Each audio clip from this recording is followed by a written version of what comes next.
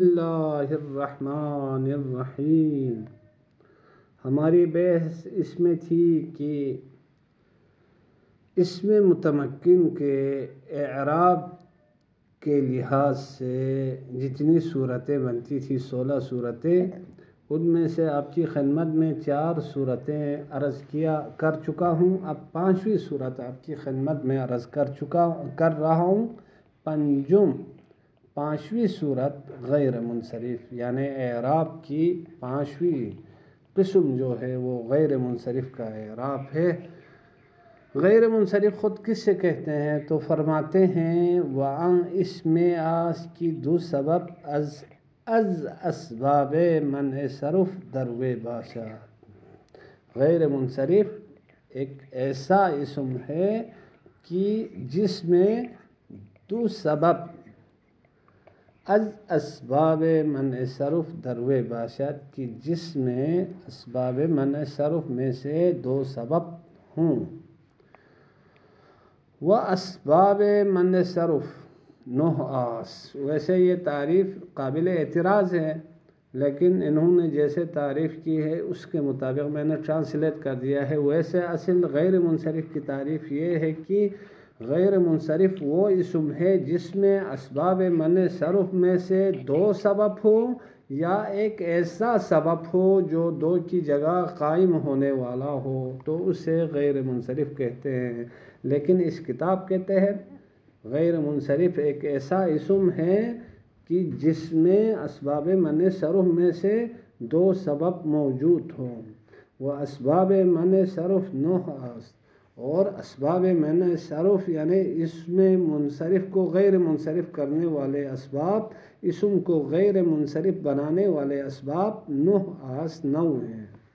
Number 1 عدل ہے، وہ وصف دوسرے نمبر پہ وصف ہے یعنی صفت ہے۔ وہ تانیث اور تانیث کی تینوں قسمیں ہیں۔ وہ معرفہ اور معرفہ ہے چوتھے نمبر پہ۔ وہ عجمہ ہے۔ وہ جمع اور 6 نمبر پہ جمع ہے۔ وہ ترکیب اور 7ویں نمبر پہ ترکیب ہے۔ وہ وزن فعل اور وزن فعل ہے 8ویں نمبر پہ، اور 9ویں نمبر پہ وہ الف ہے۔ وہ الف و نون زائدتان، وہ الف اور نون ہے جو کلمے میں زائد ہوتے ہیں۔ چون آپ کو مثال دیتے ہیں غیر منصرف کی عمر، مثال کے طور پہ عمر یہ غیر منصرف ہے۔ اس میں کیا سبب ہے؟ اس میں 2 سبب ہے۔ ایک تو اس میں عدل تقدیری ہے۔ عدل تقدیری اس سے کہتے ہیں کہ جس میں عدل کا اوزان موجود نہ ہو، حقیقت میں عدل نہ ہو، لیکن اسم کو غیر منصرف استعمال کرنے کے لیے کسی لفظ سے عدول فرض کیا جائے تو اس سے کہتے ہیں عدل تقدیری کہتے ہیں۔ عدل کی 2 قسمیں ہیں، ایک عدل تحقیقی ہے، ایک عدل تقدیری ہے۔ عدل تحقیقی یعنی واقع اور حقیقت میں ایک لفظ اس کے اپنے صیغہ اصلی سے پھر جائے کسی اور صیغے کی طرف، تو اس سے کہتے ہیں عدل تحقیقی۔ ایک یہ ہے کہ دوسرا عدل تقدیری ہے۔ عدل تقدیری اس سے کہتے ہیں کہ جس میں حقیقت میں عدول نہ ہو، لیکن اس کو غیر منصرف استعمال کرنے کے لیے کسی لفظ سے تبدیل ہونے کو فرض کیا جائے، کسی لفظ سے عدول ہونے کو، چینج ہونے کو فرض کیا جائے تو اس سے کہتے ہیں عدل تقدیری۔ عمر میں عدل تقدیری ہے، اصل میں عامر سے عدول ہو کر عمر بنا ہے۔ اسی طرح ظفر، اس میں بھی عدل تقدیری ہے، یہ ظافر سے عدول ہوا ہے۔ تو ایک سبب ان میں عمر میں عدل ہے، اور دوسرا سبب اس میں علم ہے، یعنی نام ہے۔ علم معارف میں سے صرف علم معتبر ہے، علم یعنی نام ہے، لہذا عمر غیر منصرف ہے۔ وَأَحْمَرُ، اور احمرو یہ اس میں وصفیت ہے، زیادہ سرخ ہونا وصفیت اس میں پایا جا رہا ہے، اور دوسری چیز اس میں وزن فعل ہے، لہذا اسباب منع صرف میں سے ایک تو زیادہ سرخ ہونا، یہ سب سے زیادہ سرخ، تو اس میں وصفیت ہے، اور دوسرا اس میں وزن فعل ہے۔ جیسے منع یمنع سے متکلم کا صیغہ کیا آتا ہے؟ مضارع سے امنعو آتا ہے، تو احمرو جا کے امنعو جو فعل مضارع متکلم ہے اس سے وہ والا وزن احمرو میں پایا جا رہا ہے، یعنی یہ احمرو امنعو کے وزن پر ہے، لہٰذا ایک اس میں وزن فعل اور ایک اس میں وصفیت ہے، لہٰذا یہ غیر منصرف ہے۔ آگے چلیں وطلحتو، اس میں ایک تو عالمیت ہے چونکہ یہ ایک آدمی کا نام ہے، مرد کا نام ہے، اور دوسرے نمبر پہ اس میں تانی سے بتا ہے، لہٰذا دو سبب ہو گئے، یہ طلحتو غیر منصرف ہے۔ اچھا اسی طرح وزینبو، زینب جو ہے ایک تو اس میں عالمیت ہے، دوسرے نمبر پہ اس میں تانی سے معنوی ہے، لہٰذا دو سبب ہے، یہ بھی غیر منصرف ہے۔ ابراہیم، اس میں دو سبب کس طرح ہے؟ اس طرح سے ہے کہ ابراہیم میں ایک تو عجم ہے، یعنی عجم میں یہ نام ہوا، عجم میں یہ بطور نام وضع کیا گیا ہے، لہٰذا ایک اس میں علم ہو گیا اور دوسرا اس میں یعنی غیر عربی میں علم ہونا یہ ہو گیا، لہٰذا دو سبب اس میں پائے گئے، یہ غیر منصرف ہے۔ اسی طرح مساجدو، یہ مساجدو جمع منتہی الجموع ہے، یہ مسجد کا جمع ہے، اس میں صیغہ منتہی الجموع، یہ صیغہ منتہی الجموع ہے، یہی ایک سبب قائم مقام سببین ہے، یعنی دو سبب کی جگہ میں ہے۔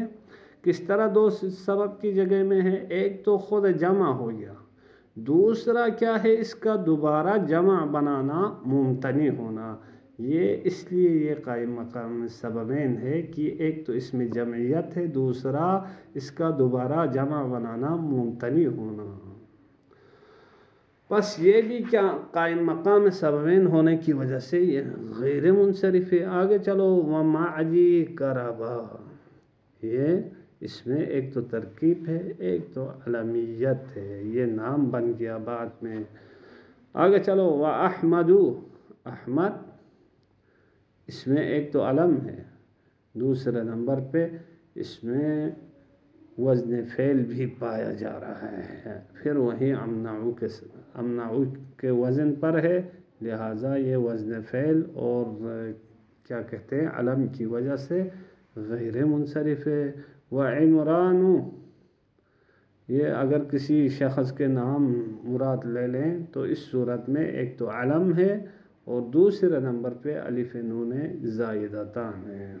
یہ سب مثالیں شاید آپ کی ذہن میں آ گئی ہیں، تو اب سنیں ان تمام کا اعراب کیا ہے؟ رفعش بفتح باشد، حالت رفعی میں بضمہ باشد، رفعش بضمہ باشد، حالت رفعی میں ضمہ آئے گا، یعنی کیا مطلب اگر عامل رفع دینے والا آ جائیں تو پھر یہ سب کے سب ضمے کے ساتھ یہ مرفوع ہوں گے۔ وہ نصب و جر بے فتحہ، اور نصب و جر کا ہونا ہے فتح کے ساتھ، یعنی اگر عامل نصب دینے والا آئے گا تو ان پہ فتح آ جائے گا، اور عامل جر دینے والا آ جائے تب بھی ان کے اوپر فتح آ جائے گا۔ مثال کے طور پہ چون، جیسے جانی عمرو رأیت عمرا مررت بعمرا، عمر آیا میں نے عمر کو دیکھا، میں عمر کے پاس سے گزر گیا۔ اب دیکھیں جاء کے لیے فاعل چاہیے، لہٰذا عمر کو اس نے رفع دینا ہے، رفع کی علامت کیا ہے؟ ضمہ ہے، عمرو تنوین نہیں آتی ہے غیر منصرف پہ، کیوں؟